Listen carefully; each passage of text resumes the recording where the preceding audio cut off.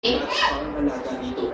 Itong nagudyok sa lugar na pamahalaan na maglagay ng mga imahe ni Virgen Maria at si Dios Santo Niño sa ilalim ng dagat noong 2010.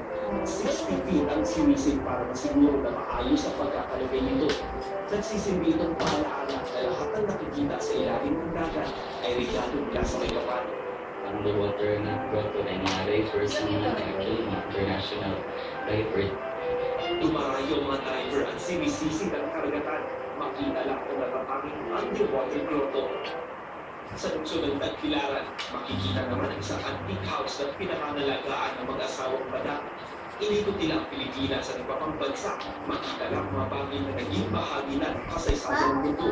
Mula sa mga gamit sa bahay hanggang sa mga sandatang ginamit ng mga sundalo sa Amerika noong World War I at World War II. Only. Mami, daddy only. Ng Panglao, magtitigman ng dahilan ng garden salad. Ang main ingredient dito, ang mga organic na bulaklak, tulad ng gumamela, origilya at cosmos na nilagyan pa ng aming master dressing.